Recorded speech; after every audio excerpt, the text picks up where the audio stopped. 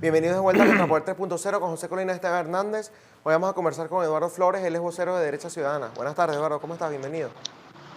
Buenas tardes, Esteban. Buenas tardes, Colina. Muchísimas gracias por la invitación, por estar nuevamente acá con ustedes y por el permitírmelo sobre todo. Buenas tardes, hermano. Un placer tenerte nuevamente aquí en Contrapoder 3.0. Eduardo, fíjate que hay un tema que hemos conversado acá en el programa, ¿no? Que es el tema de la famosa consulta, ¿no? Que quiere hacer ahora Juan Guaidó para tratar de legitimarse. Voy a saber tú para qué, ¿no? ¿Qué opinión te merece a ti que Juan Guaidó esté llamando a esto? Y además, ¿cuál ha sido la percepción de la gente con respecto a esta consulta? Mira, en cuanto a la percepción, te puedo decir que ha sido de absoluto rechazo, porque se hace evidente que en Venezuela no hay absolutamente nada que consultar. Creo que ya los venezolanos fueron consultados. En lo particular, yo no apoyé esa consulta porque siempre dije que iba a haber una transacción y no una transición.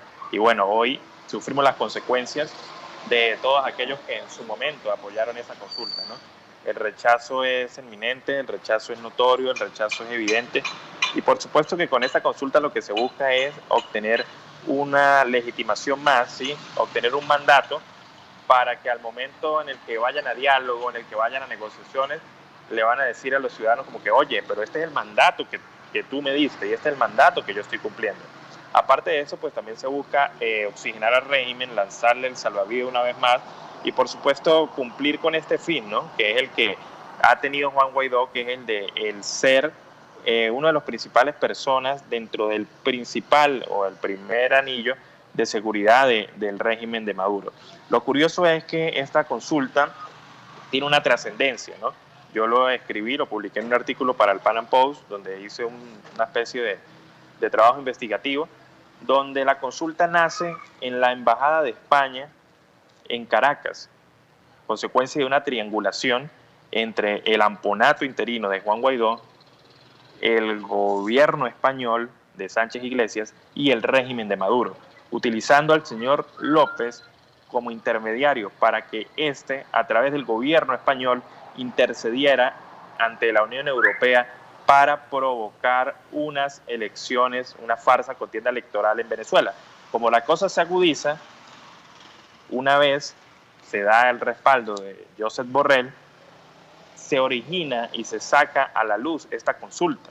Efectivamente, después de esa consulta nos van a llevar a una vía electoral y en esto no solo está metido el PSOE y Podemos, también está involucrado el PP, que siempre ha estado en el juego, tal como lo escribí yo en este artículo, porque si Sánchez e Iglesias terminaron siendo una sucursal del PSUV, el PP, todo indica que el PP está siendo una cría de la Mesa de la Unidad Democrática que está evolucionando. Y por eso también entramos en razón y vemos el sentido de por qué el PP no apoya la moción de censura, porque el señor Casado dice que no hay motivos para la moción de censura y va y se reúne con los diputados enviados por Juan Guaidó para terminar de finiquitar este pacto de la consulta para luego, con ayuda del gobierno español, establecer lo que sería una farsa electoral en Venezuela. El tema es bastante complejo, el tema se dio por una triangulación en la Embajada de España.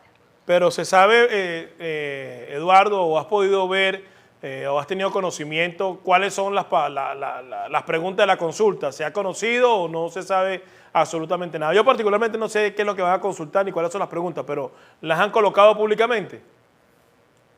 Sí, por allí las han mencionado, las leí muy por encima, pero una de las principales preguntas es que ellos quieren utilizar todos los métodos democráticos para, según ellos, tumbar al régimen de Maduro y los métodos constitucionales, es decir, usar métodos que están siendo agotados, el diálogo, las elecciones, las negociaciones, Oslo, Noruega, República Dominicana, viajes, lujos, que de una u otra manera se enriquecen ellos y nosotros, pues, que el pueblo y los ciudadanos de a pie, pues efectivamente quedamos mal, muy, muy mal, peor de lo que estábamos, ¿no? Y apegarse a la Constitución de una u otra manera, pues, quiere que le den un mandato para continuar defendiendo el legado de Chávez, la Constitución de 1999, que es donde parte el origen de toda la desgracia que vive hoy en Venezuela, y Juan Guaidó quiere realizar o repetir lo mismo que hizo Chávez en su momento. Con esta consulta quiere obtener un mandato en el cual él termina de cambiar las reglas del juego para ponerlas a su favor y que el amponato de Juan Guaidó sea de manera indefinida, sea vitalicio, junto con la Asamblea Nacional, tal como lo declaró el diputado, que por cierto le encanta discutir conmigo en los debates, William Dávila, este socialista, este chavista originario de Acción Democrática del Estado de Mérida, indicó que la Asamblea Nacional tiene que ser vitalicia también. Entonces lo que buscan ellos es perpetrarse en el poder para que durante un buen tiempo, en primer lugar, pues Maduro tenga una presunta oposición, entre comillas, que lo enfrenta, y en segundo lugar, para continuar enriqueciéndose, porque como me decía hace días un amigo, lo que tenía que hacer Juan Guaidó en su momento era agarrar, poner las herramientas, las cartas sobre la mesa y decir, bueno, vamos a plasmar el uso de la fuerza. Pero él lo que hizo fue comenzar a repartir curules, a colocar embajadas, colocar embajadores y a comenzar a repartir el dinero que le estaba entrando a Venezuela. El régimen de Maduro se robó todo el dinero y los recursos internos. Juan Guaidó se está terminando de robar lo poco que le quedaba a Venezuela, que son los recursos que estaban en el exterior. Y por esto que a Juan Guaidó también le conviene que su amponato, su interinato, sea efectivamente de carácter vitalicio. Esto es lo que se busca con la consulta. Y por supuesto, pues quien la apoye pues va a terminar engañado o estafado. Considero yo que hay que ser estúpido o muy ingenuo para apoyar esta farsa, ¿no? No pretendo que seas pitonizo, pero ¿cuánta gente crees tú, de acuerdo a tu criterio, a lo que evalúa, estando en Venezuela, pudiera participar en esa consulta? ¿Cuánta gente tú crees que vaya a participar? Mira, yo creo que los participantes van a ser los afectos a los partidos políticos, ¿no? Los afectos a Primero Justicia, los afectos a Acción Democrática, los afectos a Un Nuevo Tiempo y los afectos a Voluntad Popular. Yo no creo que haya más de un 10% de la participación de la ciudadanía.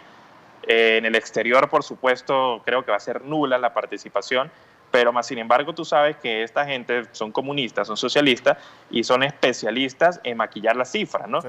En la consulta anterior creo que pasaron los 7 millones de, sí, 7.600.000 votantes. Exacto, casi llegando a los 8, imagínate. Exacto. Entonces, ahorita no me extrañaría que remonten, así nadie salga a la fulana consulta, pero ellos indiquen que no, que es el mandato del pueblo y es la voluntad de los venezolanos. Y toda esta cantidad de palabras que vociferan sin sentido alguno, o simplemente aplican la política de hacer algo para que no suceda nada, y ya, es cuestión de decir las mentiras que la gente quiere escuchar y se aprovechan del desespero, ¿no?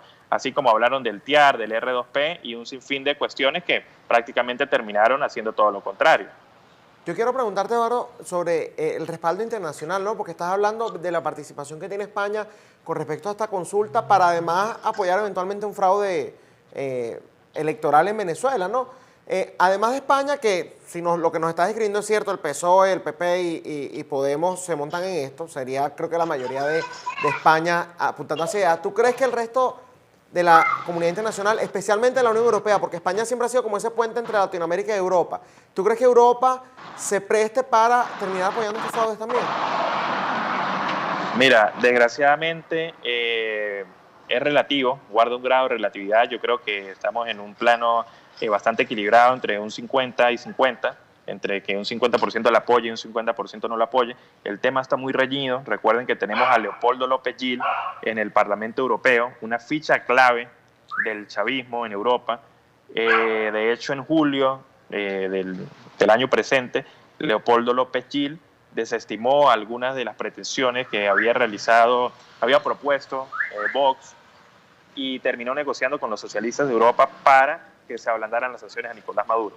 Así que a mí no me extrañaría que la Unión Europea terminara apoyando lo que sería esta farsa electoral, como lo hemos venido viendo, pero tampoco me sorprendería que la derecha y la libertad y la coherencia tomara un paso hacia adelante, tomara ventaja y efectivamente no se estuviera apoyando la farsa que estamos por ver en Venezuela. Es relativo, creo que es a priori decir si la van a apoyar o no la van a apoyar. Creo que cualquier postura que tome la Unión Europea, por los motivos que te estoy diciendo, es totalmente factible y posible. Bueno, yo creo que lo que estos tipos han estado siempre buscando, que es decir, bueno, la comunidad internacional nos está pidiendo esto y por eso creen que los venezolanos van a seguir, ese cuento se le ha acabado, ya ni siquiera es suficiente que Donald Trump y su administración apoyen a Juan Guaidó. Ya el venezolano de adentro del país está pendiente de qué va a comer, cómo va a hacer para sobrevivir, no contagiarse, y los que están preocupados por no contagiarse se van de Venezuela a pie para otros países. Así que yo creo que esa política de la fotografía, esa política es que la comunidad internacional está pidiendo esto, ya eso no funciona dentro de Venezuela, y a mi criterio pues será el ciudadano común el que en un momento determinado, pues hastiado y ya sin salida, pues dé el paso para dar el quiebre. Tú eventualmente ves que en Venezuela las protestas que se ha visto hasta ahora, que han sido por los servicios, por falta de comida, porque no hay gasolina, puedan escalar hasta llegar al punto de poner en riesgo, si se quiere decir, la seguridad de los chavistas o de los jerarcas del chavismo dentro de Venezuela. Mira, las protestas que han ocurrido durante los últimos días, durante los últimos meses en Venezuela, como bien lo indicas, es consecuencia de la falta de servicio, la falta sobre todo de energía eléctrica, de agua potable, de gas, entre otros, ¿no? Quizás puedan trascender este tipo de protestas, pero hay que tener en cuenta que el venezolano está desgastado.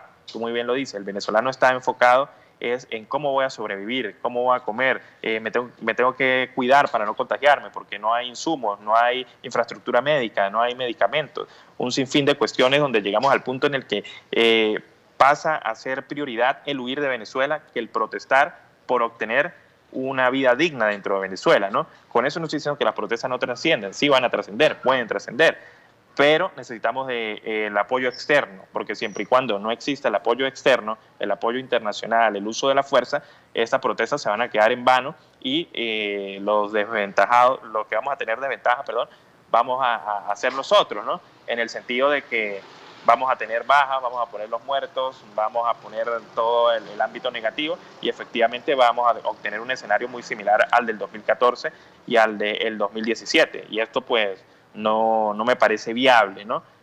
Entonces, si las protestas trascienden, lo mejor es que ocurra un apoyo internacional, ¿no? Que en este punto y bajo esta altura de la situación yo considero que el apoyo internacional bajo el uso de la fuerza, si se llegase a dar, es cuestión de un milagro, ¿no? Porque también, aunque es lo que los venezolanos anhelamos y lo que el país quiere, pues debemos ser coherentes y ser sinceros que en el plano internacional, pues la coyuntura política no está hoy en día bajo el uso de la fuerza, sino más bien bajo la coyuntura que le ha dado el amponato de Guaidó, que nos desfavorece. No me quiero despedir sin antes preguntarte, ¿ese artículo que escribiste para el Panam Post cuándo fue? ¿Recientemente o hace algún tiempo?